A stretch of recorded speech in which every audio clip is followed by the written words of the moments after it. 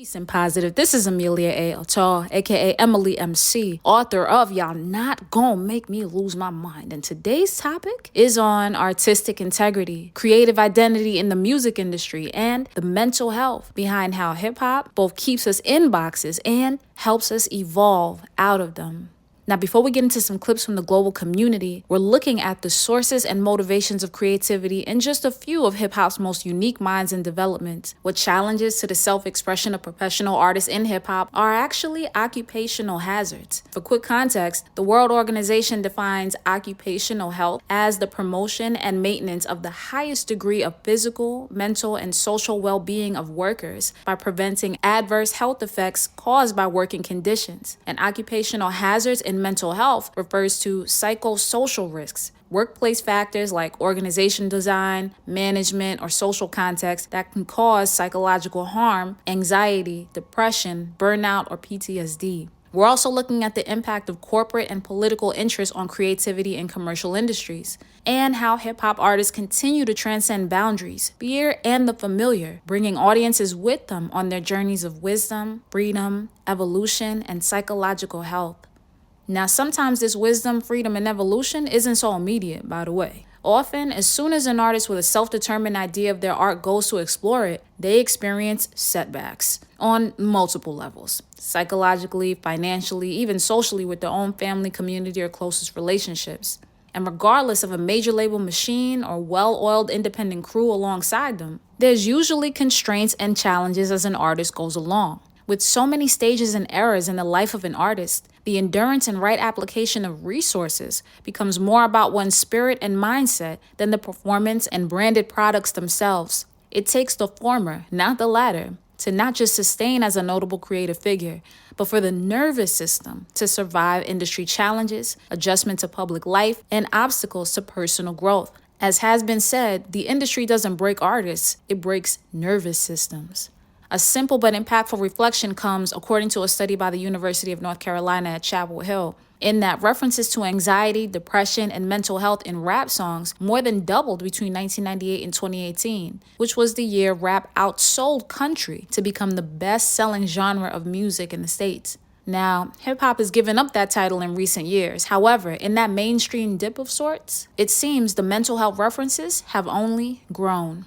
Looking at artists specifically, sometimes highly successful or influential artists end up hating the songs people love them for, being frustrated at the creativity or perspectives they didn't get to express fully, or experimenting only after establishing a tried and true formula. Still, it's the artists who experiment with uncommon or personally sourced inspirations and skills from the start, or make imagination their own along the way, and mine their nervous system's endurance also by moderation and awareness of their vices, self-care, inner circle, and professional investments that stand the test of time and facilitate art that becomes iconic. In this way, the artists who usually sustain and/or see the heights of success, whether independent or mainstream, are those staying on top of the intersections of intellectual, emotional, physical, and occupational health in the music, media, and entertainment industries. This means that the hip-hop artists we love are not just prolific artists, they're prolific survivors. They've managed to keep their minds, bodies, spirits, finances, and creative identities intact, self-governing, collaborative, and true enough to not just be a cultural presence and take advantage of developments in business and marketing, but to continue to be a channel for unique creativity and visionary imagination, which uplifts them and their audiences. Now, as we get into more details, I briefly mentioned in the last video about Dr. Trisha Rose and her work titled The Hip Hop Wars, where we don't want to be extreme about evaluating the culture in terms of praising without awareness on one side or condemning without context on the other. And to be honest, in my opinion, too easy and not interesting. It's very easy to play the blame game or the everything's ruined spiral, just as it's ignorant to act like everything's fine, normal, and natural. I'm personally burnt out on such black and white arguments, revisionist history, and PR spins on the same topics and same people. I'm much more interested in the grays, gradients, and rich technicolor that's often underspoken or overlooked, which, being a certain quality of woman in hip-hop, has offered me a pathway to see more, hear more, and be more. As a woman who grew up in hip-hop, grew to love hip-hop, and live it from within, from being an active participant and community supporter of it, Not only was a suspension of disbelief and detachment required just to enjoy it at times, but the underspoken became a second language. And regarding the overlooked, 2020 vision achieved, okay? However, as a student of all the music, culture, and psychology I love, this only magnified the person, places, and things which made me love hip hop in the first place, and magnetized me to the energy which carries that in evolution. To that last sentence, quick shout to the forward writer of my book, who pretty much embodies the light of this topic, the indelibly ill Pharaoh Monch. Shameless love, not shameless plug, not me. Digressing, the culture has a lot more to it, and I'm grateful to live in a time where we have enough lived experience to really see things for more of what they are, could have been, and can still be in the present, much like this entire series. Yet one thing about hip-hop artists is they seem to face double the challenges of other artists because of how powerfully hip-hop came to be and how aggressively or unnaturally industries have developed in response to it. There seem to always be an added twofold of obstacles, being a culture and audience which has conditioned itself to be as liberating as it is confining, while simultaneously existing in a music industry that polices, gentrifies, and commodifies its highs and lows. This constant contrast and mashup of energies can be a lot on the nervous systems of audiences and artists, and distort or dilute the impact of transcendent artistry, really good moments in art, or just a really good bop. But ladies, gentlemen, thugs, thespians, they, thems, and others, we're gathered here today because I've never really heard this framed as a public health or mental health issue. And yet, it is. It so is.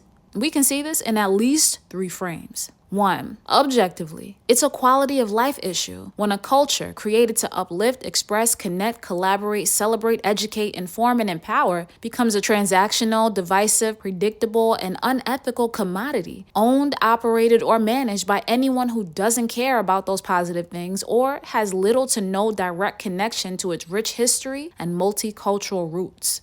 2. Subjectively, it can be a gradual entrapment of sorts, an ongoing psychological challenge for artists looking to succeed, thrive, and exist as artists and representations of differing lifestyles and points of view. It may be inevitable that artists within hip-hop find themselves unable to operate, function, or advance without a majority of their energy directed to selectivity, self-protection, or submitting to compromises in identity, artistic integrity, personal values, or even ethics and law, if they don't already align with an established network which cares for them, or have the financial health to navigate around these subjective occupational hazards. These hazards and obstacles present themselves casually and formally in social events, written and legal agreements, studios, meetings, shows, and more.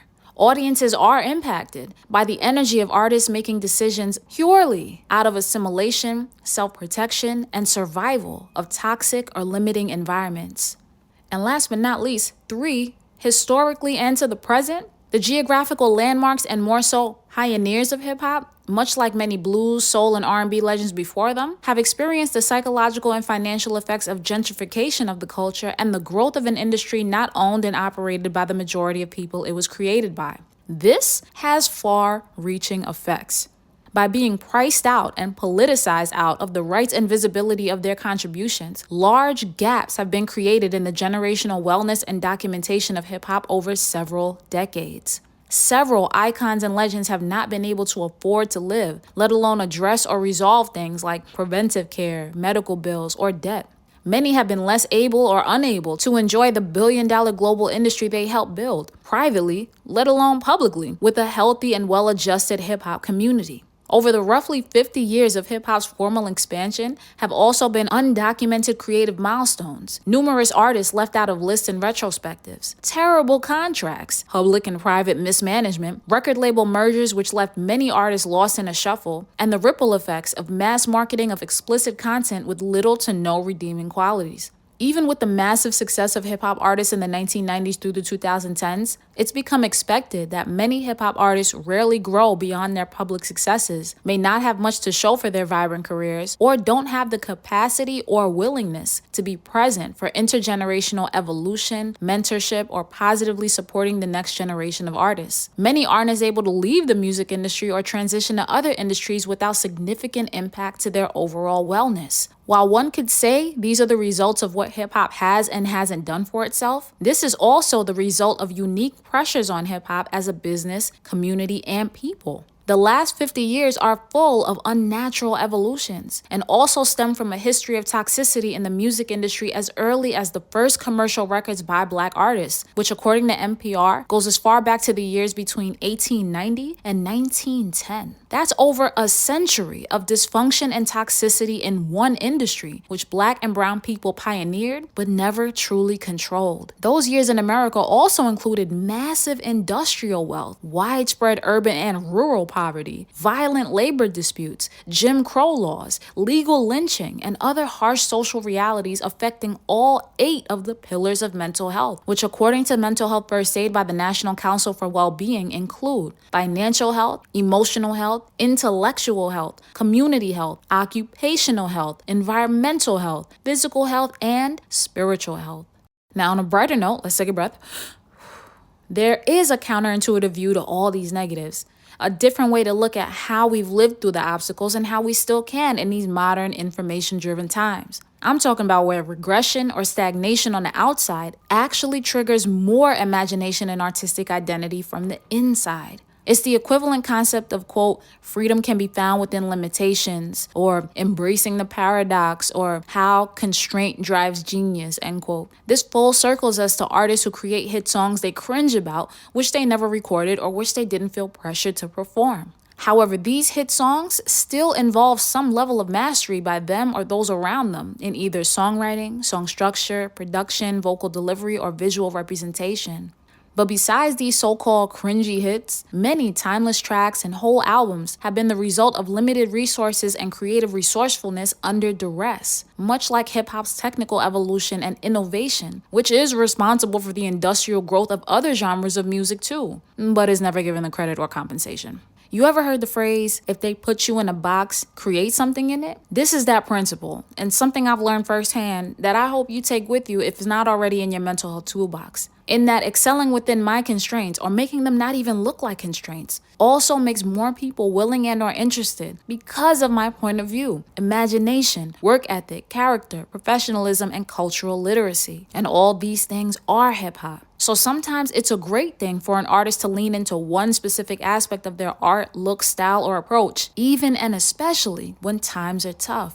This is something the legends of hip-hop have all mastered. Artistic identity through limitations is a natural expression of attunement and self-concept in mental health, and on the outside becomes a triumph of differentiation and marketing psychology. This is referred to in deep learning science as concepts like the theory of constraints and the cognitive load theory. For all these reasons and more, it's important that we show you love for art, culture, imagination, and creative freedom in proportion with our willingness to be honest about their containers, environments, and vessels. As one of, if not the most influential art form impacting, centering, and providing outlets for people in nearly every corner of the globe in less than 50 years. This is a timestamp appropriate to ensure the artifacts, if you will, of this art form are not only never forgotten, but are given proper context and ability to evolve in the present and future. This is imperative not just for the culture, but for a culture, which is really a people, surviving, living, practicing, and innovating ways of life. Ways of life that need to be constructive, colorful, creative, dynamic, and true at their core psychologically, whether they fit neatly in existing boxes or are focused on creating new shapes. Now, if you're following along with my original book, we're stepping back to step forward now, and we're making sure we get day 12's quote in here from page 173. And from that same couplet in my youth workbook, this is prompt number 12. Thank you all for your support of Y'all Not Gonna Make Me Lose My Mind. And without further ado, let's roll the clips and hear from the global community about the artistry, identity, and environment of hip-hop, which poses unique mental health challenges and cultural evolution we can learn from in the past, present, and future. Peace. We were promoting it, and Martin had a stroke. He almost died.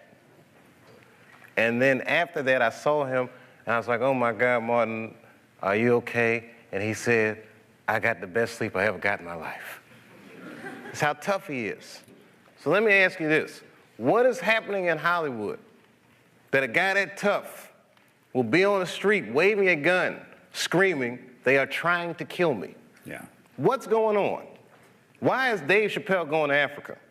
Why does Mariah Carey make a $100 million deal and take her clothes off on TRL? A weak person cannot get to sit here and talk to you. Ain't no weak people talking to you. So what is happening in Hollywood? Nobody knows. The worst thing to call somebody is crazy, is dismissive. I don't understand this person, so they're crazy. That's bullshit. These people are not crazy. They're strong people. Maybe the environment is a little sick. Everybody always talk about when the money's coming in, when we ballin', when we looking good. We chose to speak on what happened when the drug dealer goes home. What happened when the hustler's in the living room counting the money at the end of the night. He might have had to do this and do that in order to make that money. There's conflicts about that type of thing. None of us really just choose this lifestyle. Some of us just kind of fall into it. I call that the B side of the game. Absolutely. The B side. It's like everybody want to hear the good stuff, but there's an entirely other B side that only real hustlers know about, And I always would look at people's music, and if I didn't hear that side, I knew it was fake. Absolutely. I got to talk about the pitfalls of the game. The song starts with the hustler at the nickel and dime level that works himself up to the big baller, ends up getting busted, and all the money he stacked up in the game was the money that it took to try to get him out the trouble. He ended up not getting out the trouble anyway. So all the money that he made was for nothing. He goes to jail, he comes home, and because he never gave himself an opportunity to experience anything else outside of drug dealing, he never gave himself an opportunity to try something else. When he comes home, he's got no education, he's got no skills, so he's forced to go right back on that corner selling the drugs again. It's this ugly cycle that we see all the time that nobody really speaks about because they're in the cycle. And so now you stuck, and now you're looking around, the second-rate players around you, your team's missing. It's a fucked up situation. What it is, it's working on your craft. Yeah. You know what I mean? Like any person who has a career or something, I would hope they would like to, work on it. You know what I mean? Like, so I really I write a lot, I read a lot, And education is the key, too, because if you don't know shit, like I might be over here talking about I'm talking around with stupid shit, but really I'm not. You know what I mean? You got to be pretty smart to say what I say and say it how I say it. Yeah. So, education is the key. You know what I mean? If you don't know shit, you can't write about shit. That's why so many niggas rhyming about, they coming through in a car the same color as a fire truck and the same color as, because they limited. They don't have nothing to rhyme about, you know what I mean? So, that's why it's a whole lot of drug. Yeah. Don't get it twisted. When I rhyme, I talk about drug shit, my gun shit too, because we all went through it, but I have more to bring than that, though. Yeah. You know what I mean? Some people are stuck there because that's all they know. And they dropped out of 7th grade. Fucking idiots, you know what I mean? Or just dummies, you know what I mean? So, you gotta have knowledge, man, you know what I mean? Goddamn, learn something. Or read a book, man. You know what I mean? They say, you want to hide something from a nigga, you put it in a book, you know what I mean? And it's so true, man. You know what I mean? So I read a lot, man. People, you need to read, man. That's where it starts, education. If we think about being a rap, remember, rap is right. You put words together, so, Take some intelligence. Take some time, man, you know what I mean? Researchers showed the secret to creativity isn't freedom, it's limits. This is episode 3 of Inside the Box, How Constraints Make Us Better, where I explore how doing more with less drives creativity, innovation, and breakthroughs. Psychologists think of this as creative constraint. When resources shrink, imagination expands. Painters who limit their tools discover new styles, like Monet, who refused to use black or dark shades and instead placed pure colors side by side to create visual effects no one had ever seen before. Engineers without cutting-edge resources invent breakthroughs, like the Chinese developers who built DeepSeek, an AI that outperformed ChatGPT despite not having access to the most advanced chips. Filmmakers on tight budgets create timeless classics, like George Lucas, who had only $11 million to make Star Wars, so he had to invent entirely new effects technology just to bring his vision to life. Research shows limits activate divergent thinking, that process in your brain that finds new paths when old ones are blocked. Now, obviously, too many limits can stifle you, but cognitive psychologists have shown that with too much freedom, our brains act lazily, following the path of least resistance, where we only do what we've already done. But the sweet spot, that's where genius lives. So next time you feel boxed in, remember the box isn't the enemy. It's the reason you'll think differently, because limits don't kill creativity, they create it.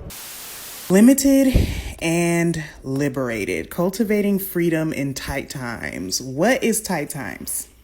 Tight times, we feel pressure. Why do we feel pressure? Because of global uncertainty, because of limited options, scarce resources, lower capacity for input and for output. So a lower capacity to accept information or to receive information is too much. I don't want to see all that.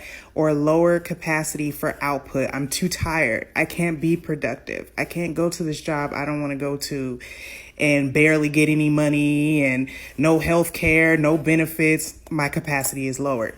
Obstacles and blocks. Okay. So tight times means less control. And when there's less control, what do we feel? We feel defeated. We feel fear. I, for sure, as a projector, feel hella bitterness, especially over people who aren't going through all of this. And then what does it result in? Suffering. In a downward spiral. Okay, so what can I do about that? For me, it's about being a container for the paradox and embracing the paradox. What's the paradox? Before I can even get into alignment and do any type of intentional action, I have to accept and surrender first. Because any type of action I do that hasn't been preceded by acceptance and surrender, it's gonna have this theme of resistance and also this theme of bitterness and maybe a little coping too, and maybe a little bit of harmful behaviors that distract me from all of this. So, want to say acceptance is not agreement. First off, it's not agreement. Accepting does not mean that you agree with it. I don't condone this, but it's happening. That's what acceptance is. I don't always condone these limited situations and circumstances. I don't think it's what could be if we were being at our highest selves, but it's happening. I have to acknowledge.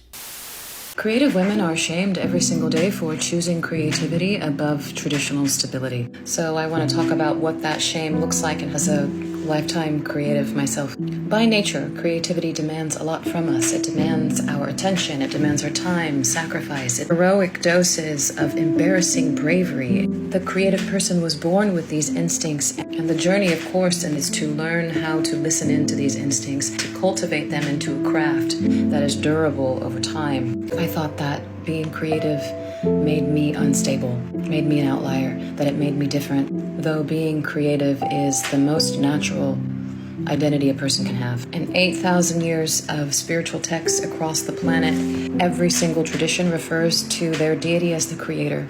But I spent my 20s thinking that there was something wrong with being creative.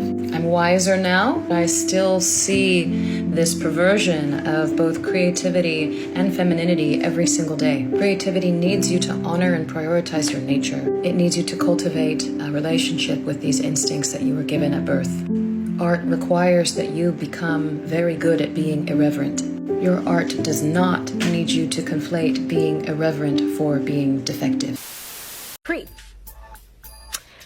I was totally 100% against Creep when it was supposed to come out. And let me tell you something. For the first two albums, I was against the first single. And I was outvoted both times, and both of the singles blew up. So now I kind of just sit in the back of the meetings when people are choosing the singles. And I just say, it's not my, specialty right there. Creep, I was totally against that because I wasn't down with the cheating on your man. For me, it's be faithful. I just didn't believe in. I just didn't know. Is this the kind of message we should be sending out to people? And trust me, I fought against that single coming out. I was like, if a girl is going to catch her man cheating, this was my thing. Instead of telling her to cheat back, why don't we tell her to just leave? So, this is my thing. Why do the words have to say that? They had a problem with me, but hey, different folks for different strokes. If some people can creep, and in their minds, they can feel better by going out doing the same thing, fine. I'm just not one of those people. Pre-released October 31st, 1994, written and produced by Dallas Austin, is a song that almost didn't see the light of day. Dallas has revealed L.A. Reid did not want to release Creep even after filming 3 videos. One day, Clive Davis gave Dallas a call and basically told him, forget what L.A. talking about, this song will be released. He was sure the song would earn a Grammy. And it did. Left Eye had a problem with the song and refused to lip sync the song during any of their performances and videos that were shot. Now, believe it or not, Left Eye did originally contribute to the song with a verse, but Dallas was like, nah, and scrapped it. Mainly because her lyrics were given PSA.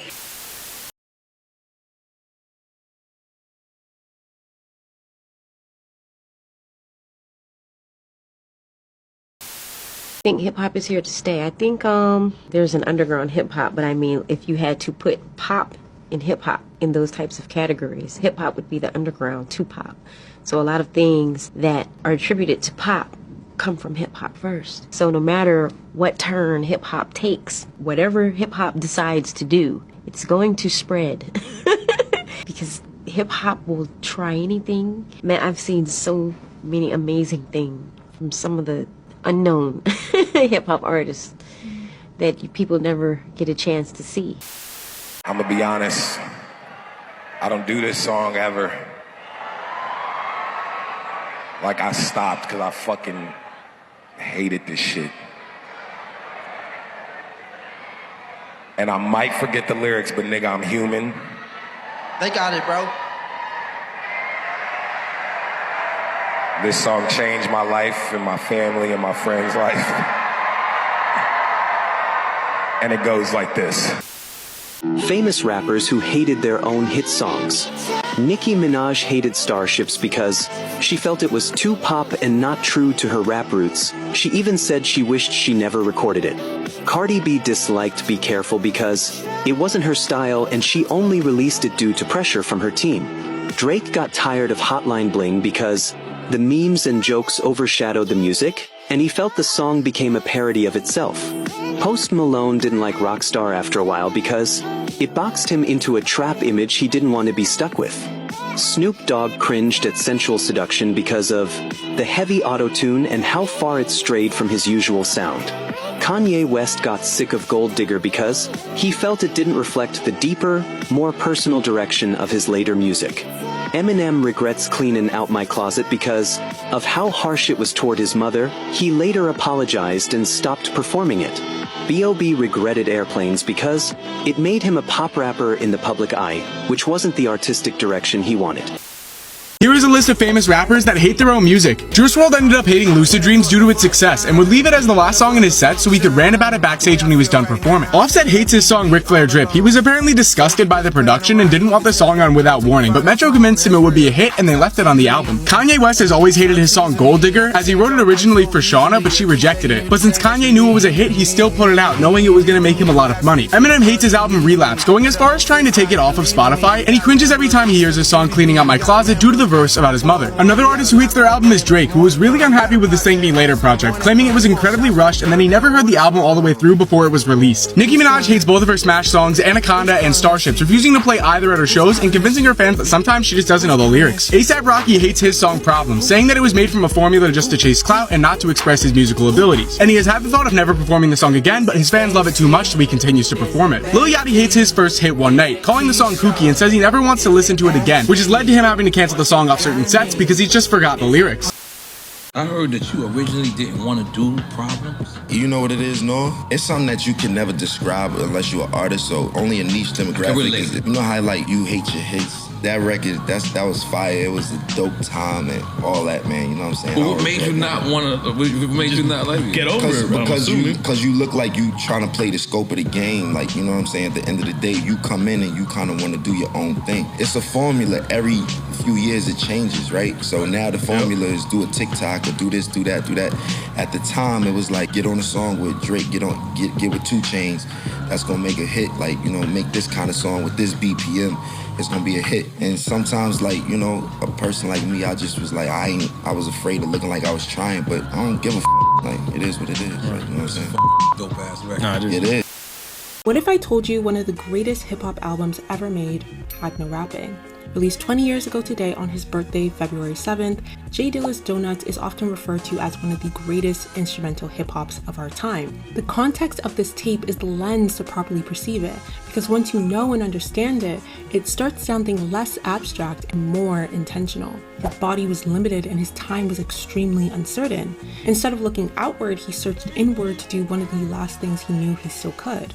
Create. The songs are short, 31 tracks, the same age Dilla was when he recorded this, and founded off of heavy looping and repetition. Dilla understood that every second mattered and nothing needed to overstay its welcome. From flipping samples to make phrases sound like "Is death real?" to sampling Dionne Warwick singing "You're gonna want me back in your arms." These moments with his death so close to reality, it's impossible to not feel emotional throughout this album. It's striking how often Donuts circles the idea of absence.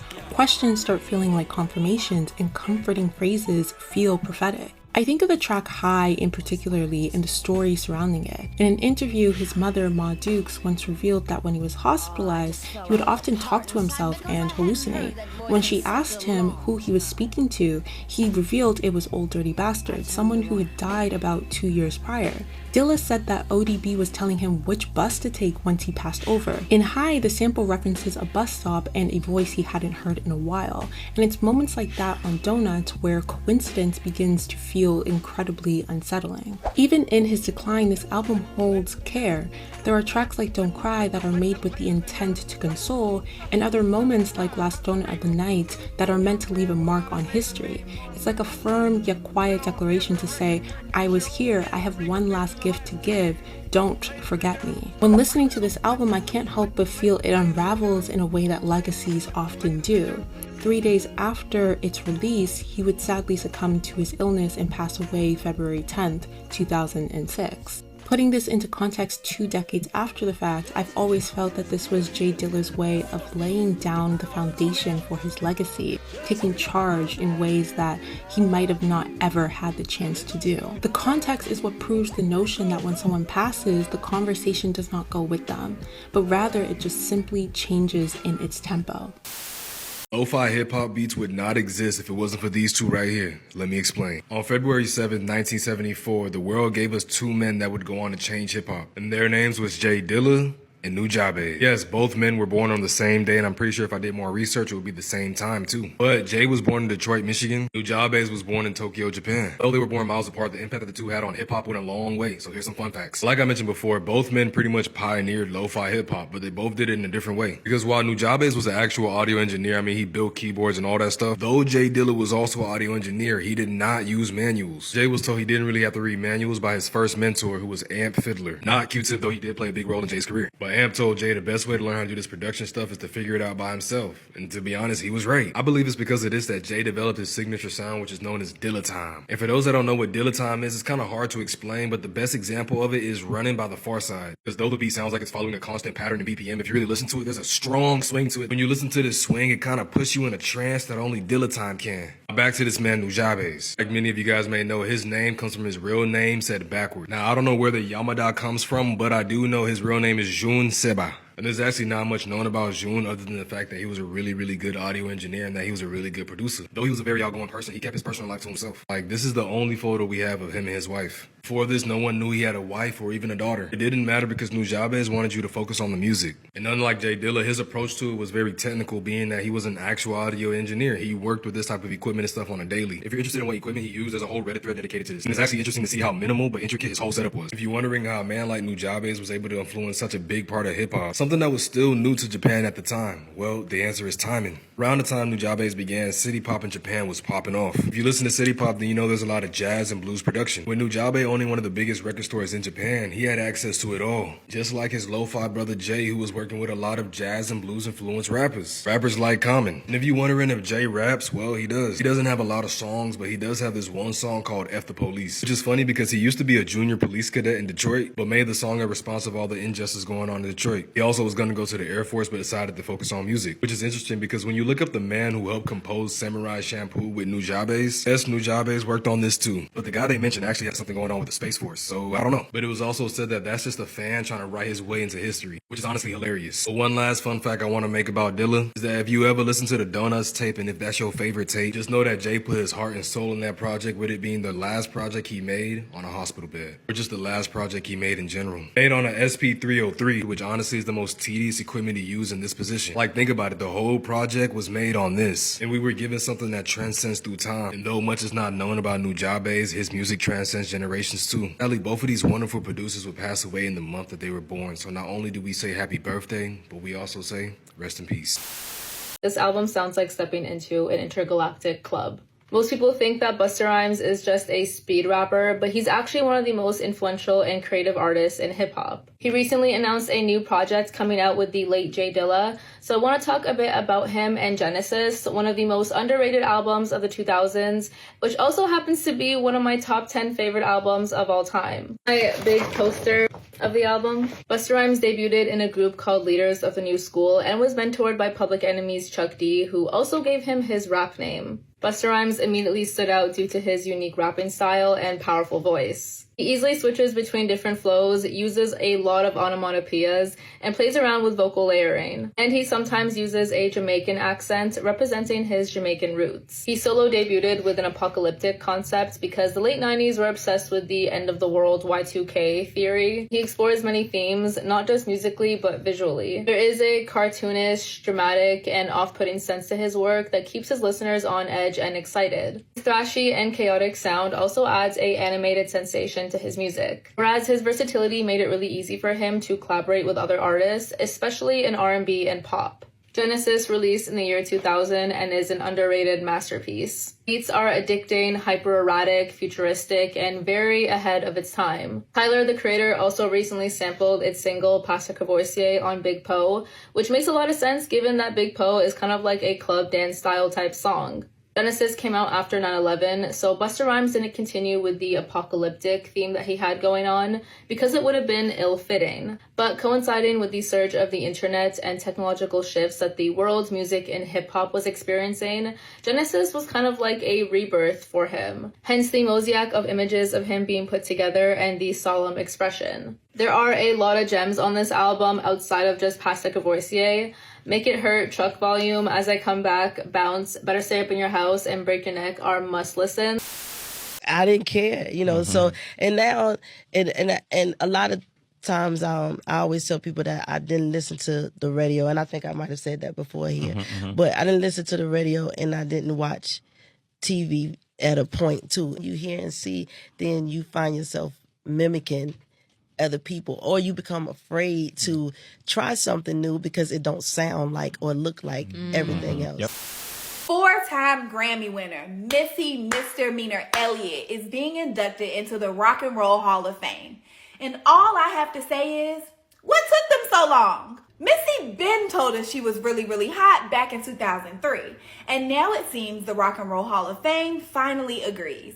She's the first female rapper to receive this honor, which is a big deal considering that she's a pioneer in an industry that isn't always great to women. For the longest, it seemed like the gatekeepers of hip-hop only allowed 1 or 2 women in the spotlight. And now, there are so many successful female rappers, I could spend the rest of this video just naming them. Things have gotten a lot better for female rappers since Missy dropped her first album in 1997.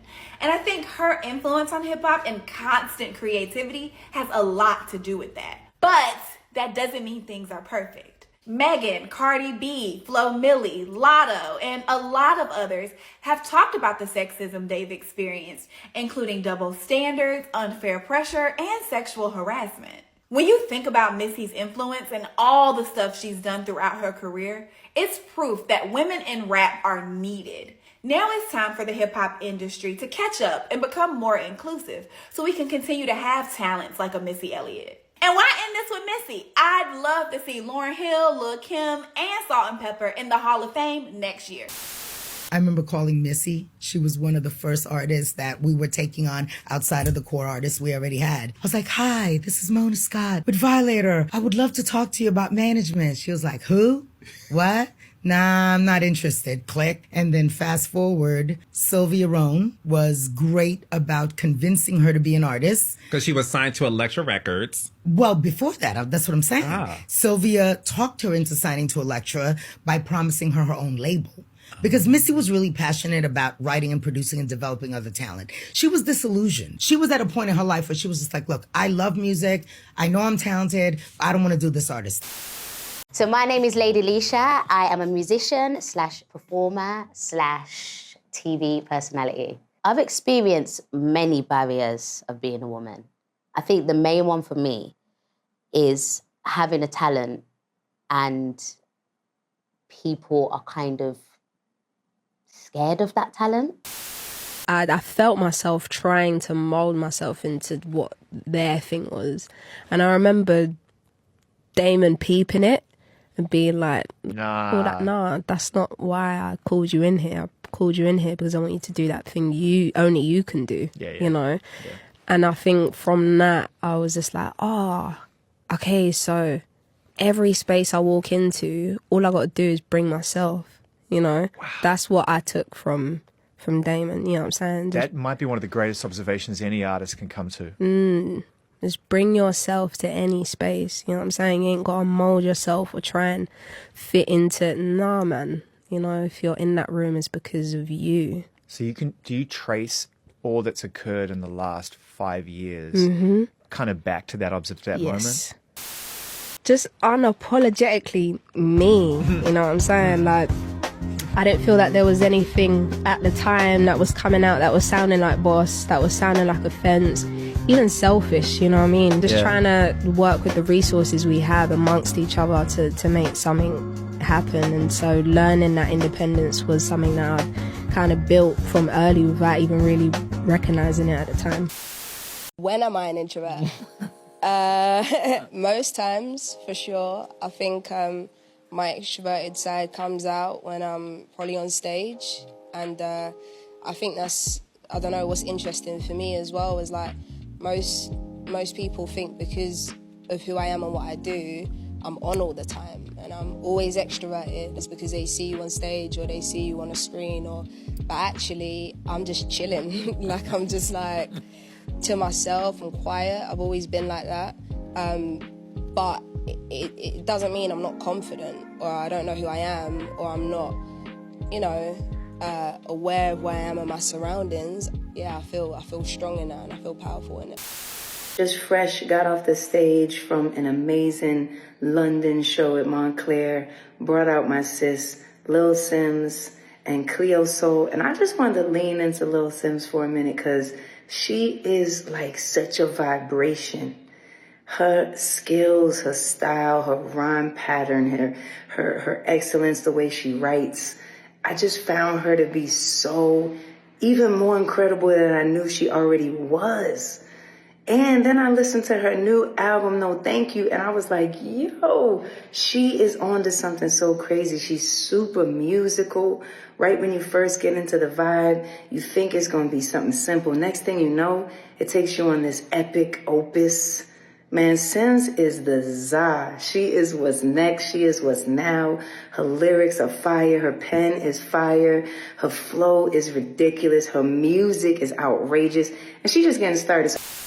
We like to do creative sampling, you know what I'm saying? If we sample a horn riff or some kind of drum kick or a snare or anything, a hat, you never know where it came from because we alter it so much to fit what we doing that it's outcast, you know what I'm saying? So we do creative sampling, you know what I'm saying? We don't do sampling where you can identify none of our music, you know what I'm saying? Southern Playlist of Cadillac music was sample free. H.E. Aliens, I think it had like maybe, I don't even think it did one sample on the whole album. And this particular record right here, we produced like 8 out of 14 cuts, and all the cuts we produce, we use no sample.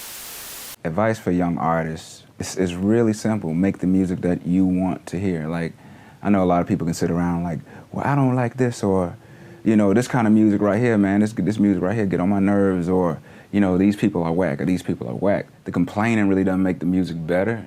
So my thing is figure out what kind of music you want to hear and get to making it. I always feel like, just kill us. Like, we want to hear what y'all's generation have to say. Like, don't try to impress us. Don't try to please anybody that's older than you in that way. Like, push it. You know, to me, I'm excited about the progression of everything. So as long as I know you're being the best you can be, it's progressing the art. As long as I know you being the most honest person you can be, that's it, man. So don't worry about impressing on us. Like, we don't have the ideas.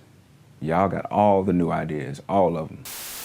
I never want to uninspire anybody or have some negative kind of tinge, because we're all out here trying stuff, you know, and I still, at 49, you know, sometimes I still be rapping. I wouldn't say it's a young man's sport per se, but what I'm attracted to in hip hop, what I'm attracted to in punk music, even rock and roll, is this kind of unabashed, we're stupid enough to try anything energy, you know. And I think it maybe started in the 50s when pop music, when kids first started making their own music. I think that's a gift. No one else can reproduce that. And I think it has a window. So what you're hearing me say is, as a fan, like, I don't sit around and listen to older rap music. I just don't. Not that it's not good, because rappers don't get whacked, but I'm looking for newness, freshness. I'm looking for, what does someone do different with it? Where did you take it? To me, it's about progression. If hip-hop had a dress code, Outkast rewrote the rules.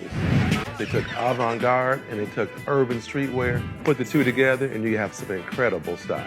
The music and the lyrics got them to the Rock and Roll Hall of Fame, but their style took them there as well. The style of Outkast, it has been an evolution. It's been a journey. We're going to go back to the 90s. During that time, fashion just had an opportunity to just kind of be who you wanted to be. Probably wasn't as tailored, wasn't as fitted, it was just kind of loose.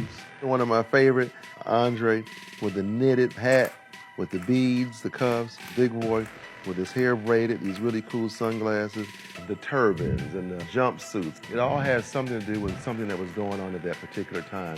So you can't really pinpoint them to one style. They continuously evolve with their music.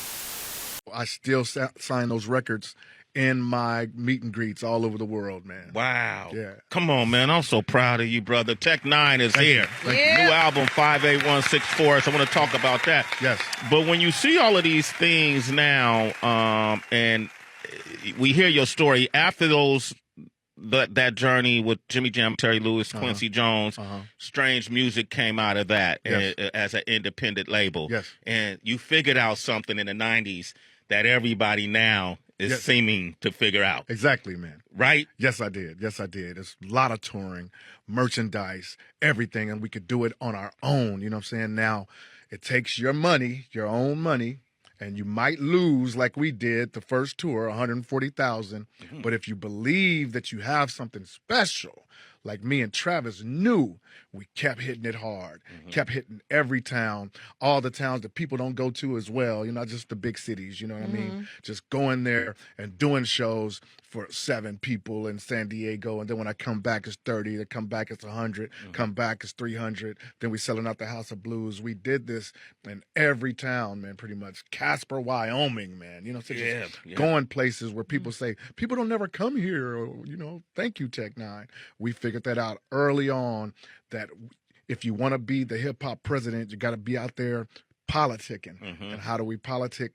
Through song, you know what I'm saying? We you know, saying we got to get out there and touch the people, shaking hands and kissing babies, you know what I'm saying? It's important. How can you know what the people want if you ain't out there talking and being involved in the community and doing things all over the world? It's like getting out there with the people, because the people make this possible. Period. Without them, it wouldn't be no Tech 9 Strange Music. You see this empire we built with all these buildings and car washes, and it's just crazy. What all y'all have now, man? We got I think we got 6 buildings, and then some property down there that we're going to build some other stuff on, you know what I mean? Like, you know, like really, but you know, we still got the you got the compound still? Yeah. Okay. We got HQ, we got Strange Land Studios, we got Strange World right next to it where we do all our merchandise, man. We got Strange Works, Strange Box, you know what I'm saying? These are all buildings. Yeah. You know what I mean? And the car wash and everything, man. It's amazing what you can do with the love from the people. Strange Music spreading like it did, it's just an idea that came out of my head. I wanted to take the snake from the rod of Asclepius. That's Greek mythology. That's It symbolized, you've seen it before, you see it when you go to hospitals, it's like a snake around what do you call it? Staff. I took the snake from the rod of Asclepius, symbolizing medicine. And I took the bat as the nocturnal creature by night. So we are the medicine to navigate through the darkness. You know what I mean? That was just an idea I had, and it went everywhere. Strange music saved my life. Without this music being our therapy, this is our therapy. So through song, we get over our problems and we help others in turn. You know what I'm saying? Like, strange music actually saved my life. And so much that I went to Père Lachaise in Paris, the cemetery, and told the guy who inspired me, Jim Morrison, in his grave, thank you for the inspiration. Because without the Doors music, I wouldn't have never called this label Strange Music. Ice-T released Rhyme Pays, the first rap album that featured a parental advisory label.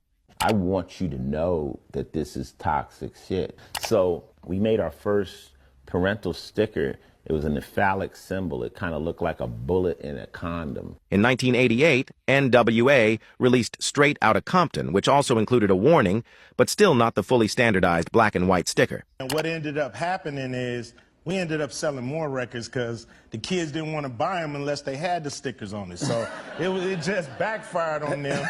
2 Live Crew released Band in the USA, becoming the first album to carry the newly designed standardized parental advisory sticker created by the Recording Industry Association of America. From 1990 onward, the standardized sticker read, Parental Advisory, Explicit Lyrics. In 1996, the wording was updated to Parental Advisory, Explicit Content.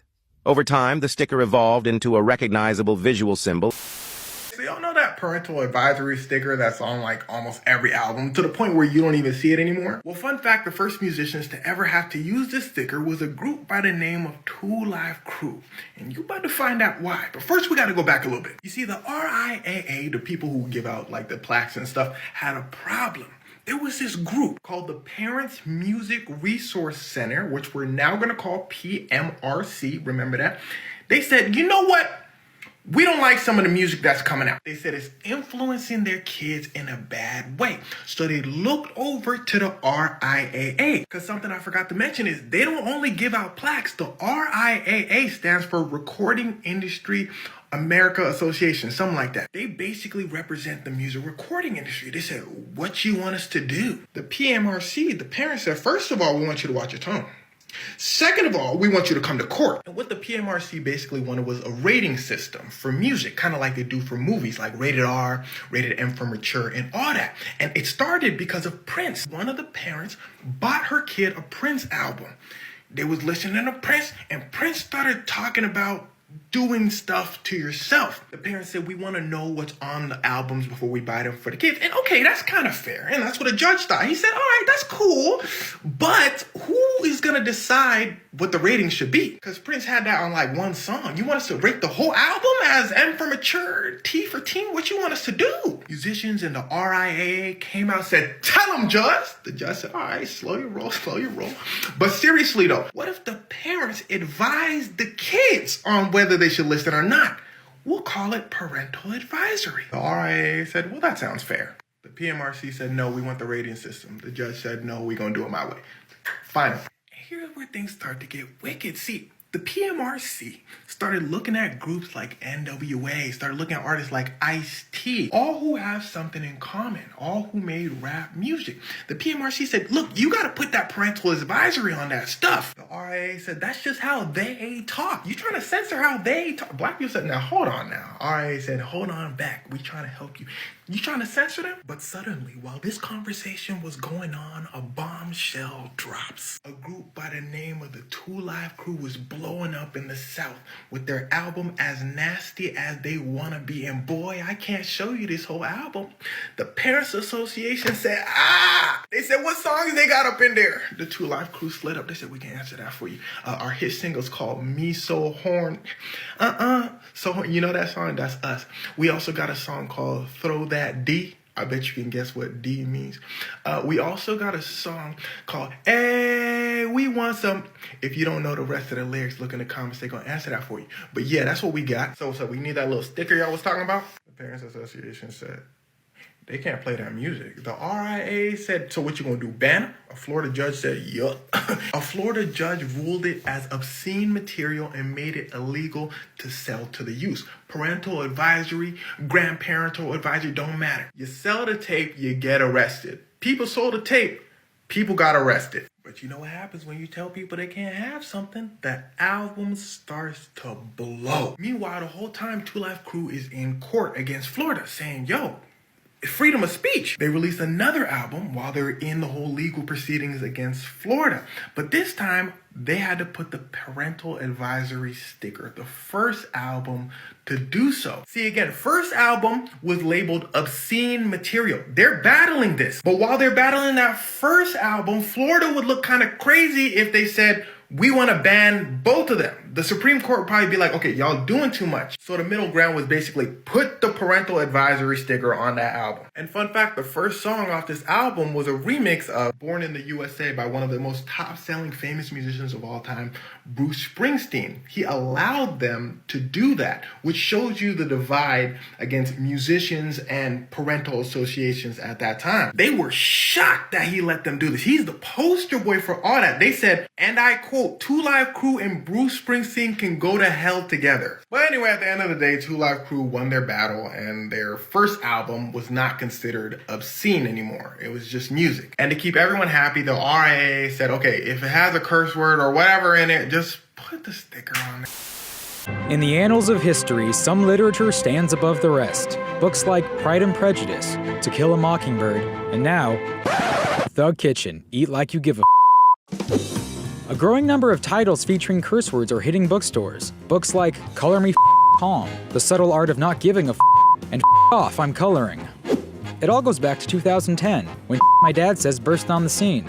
A year later, Go the to Sleep, a picture book for exasperated parents trying to get their children to bed, struck a chord and became a bestseller. The vulgar titles have found an audience with millennials and boomers, but bookstores have come under fire for the 4-letter words. Some parents get upset if the books are displayed at the eye level of kids, or near the children's book section. And authors and publishers are discovering that marketing can be tricky too. To accommodate more conservative bookstores, some publishers are preparing 2 covers, one with an asterisk in the bad word, and one with a clean alternative. Sarah Knight, author of The Life-Changing Magic of Not Giving a and Get Your Together, says that out of all the places her books are published around the world, the US is the most prudish, so she has to be careful during radio interviews. Y'all the only state with the hip-hop police, too. Y'all got hip-hop police? They got them in Miami. They do. I saw it in 2004. Their shit is called the Hip-Hop Task Force. They had the hip-hop police The for hip-hop years. police, bro. Oh, my God. And Bro. you know how many cops made detective just by watching World Star? I left quad with Jim Jones, right, and Trav. I was knocking out this shit with Trav. Shout out to Marley Raw. He made the beat or whatever. May Allah rest in peace to P&B Rock. P&B Rock was at Atlantic Record Studio around the corner from Quad. It's like 2-3 blocks. I go around the corner. It's like 6-7 in the morning too and shit. Like P&B Rock sessions used to be like fucking 20 hours long type shit. So I went around there to a session. The minute we went outside, bro, just not cops, but undercover motherfuckers that walked up with vests just harassing niggas on some. Listen, hip hop police used to follow me home. Yeah, I interviewed one. Listen, follow 50 home. I done been to clubs and hip hop police will have 4 or 5 cars and they got a car to pull every car over. They pull every car over. Back then we had Superman. Y'all don't even know who Superman is. Superman was tall. He looked like Christopher Reeve. He'll grab you right out the car. Used to grab us out the car. Grab by the waist. He was a cop? Right from the waist. These are all hip hop police. You had Curly Top. You had Superman. When them niggas come, a lot of us was fixing our own. Yeah. And I'm saying that was one thing that we kind of failed them on. I thought you were about to bash the young generation. No, I said, don't you start that. We came from deals that we was repairing. You see Right, what I'm saying? right. So that was a lot of why we didn't get a chance to talk to a lot of them. Think about it. You know, when you had a time when you was like, well, I got to figure out who is juvenile. You I know know, what I'm but saying? see, what they going through, coming in the game and trying to take care of their family, build problems, struggling like a in and out of jail, going through. That's me. That's the shit I was going through. So it was just a way out for us. We weren't looking at rap like everybody else was looking at rap. Like, man, we gonna respect the hip hoppers and the people. We didn't give a shit about the people before us. We didn't. I'm trying to take care of my family. Yeah. It's the last thing on my mind was what somebody else in rap cared. It didn't matter because that ain't why I did it. I love money. I love taking care of I love for my family I love to be that resource for my family, the end resource of my family. So I saw a way that I could get myself out of the situation. If you ain't been through it, you will never understand it. Stop talking about what the rules are and start pulling these little brothers in and helping them out because you don't know what they've been through. Youth culture today has a level of corporate market pressure on it unprecedented in human history. Not just black culture, but all youth culture is under enormous marketing pressure. Young people are beginning to see their own creativity through a marketing logic. Rather than imagining what they do as a creative force that should be nurtured and expanded, they're figuring out how to fit into already existing marketing categories and niches. And that is stifling not only creativity, but it's turning automatically cultural spaces into productive, meaning product spaces, spaces that are to be sold. This is actually a process that has been additionally problematic for black artists because young black people are more contained in corporate spaces. What they can perform and look black is more narrow. Artists of other racial and ethnic backgrounds, particularly whites, have more diversity of representation available to them. So they're able to perform themselves as individuals, whereas black artists are almost always performing blackness first. And having to perform blackness in this narrow market sense has led to the repetition of lots of very troubling stereotypes and conceptions that help their market value but don't help the art form itself. Now, around the particular issue of women, sexism exists in Western society. It has for centuries. It's existed elsewhere around the world for hundreds and hundreds of thousands of years. So this is not to say that hip-hop is responsible for sexism or anything like that. But it is important to pay very close attention to the way that hip-hop has become not just a highly sexualized space alone, which it has become, but a space where the exploitation of black women has become almost required for artists to develop an identity, to develop a sense of status, to be a powerful, desirable, successful black male image in hip-hop. You almost have to exploit black women as part of your performance. It's not something you do on the side. You have to do it. It's almost a requirement. And this is very troubling because black women are already coming out of a history of being sexually exploited, of being associated with sexual excess and deviance. And now, in order to have a space in video culture, to be participants in the industry at large, they have to basically co-sign an exploitative conception of who they are in order to participate that we're having a difficult time dealing with because no one wants to beat up on young black men any further because they themselves are facing so many pressures and so much exploitation that to accuse them of contributing to the half of the community's oppression is a difficult thing to do. So there's a lot of silence about it. There's a lot of, tiptoeing. But we need to point out how these artists are really, really middlemen, that the big winners here are the industry. All of hip-hop music can be described not as a music genre disappearing, but as the loss of its original cultural purpose. And can also be used as an analogy for the United States. Hip-hop emerged in the Bronx in the 70s as a creative antidote to violence. It was a community's strategy, right? Including breakdancing instead of fighting, DJ battles instead of street battles, using the art of storytelling as a way of coping with, everyday realities. Hip-hop was socially designed to preserve life amongst a neglected people. It was anti-drug, anti-violence, community pride, letting everybody know where you're from, your area, your block, and regardless of the poverty, why it was so cool. Love of black people, love of all people. Everyone was invited as long as you respected the culture.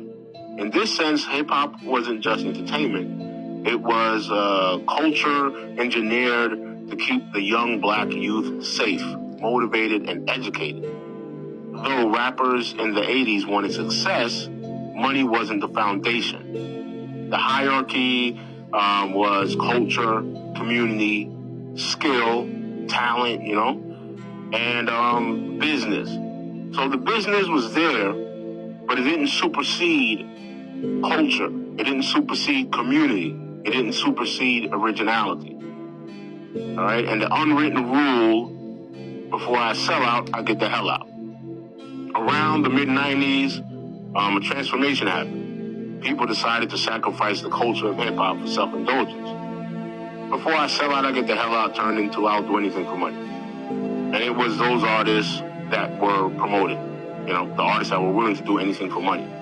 It's not that everyone decided to sell out at the same time. It was that no one respected the artists that didn't sell out because they weren't making as much money as those that did sell out. So it just wasn't the corporations, it was the influence of Western society. This mirrors how empires behave historically. Identify the creative energy, appropriate the creative energy, commodify the creative energy, reward the people that benefit and empower the system, punish the people that threaten that power.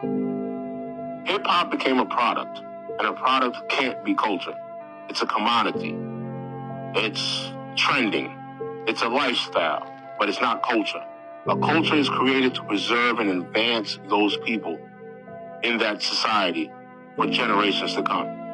And just like hip-hop, America drifted away from its community values and exchanged that for extreme forms of individualism. So even though some might celebrate the fall of hip-hop, they have to understand that it's a mirror of the fall of Western society.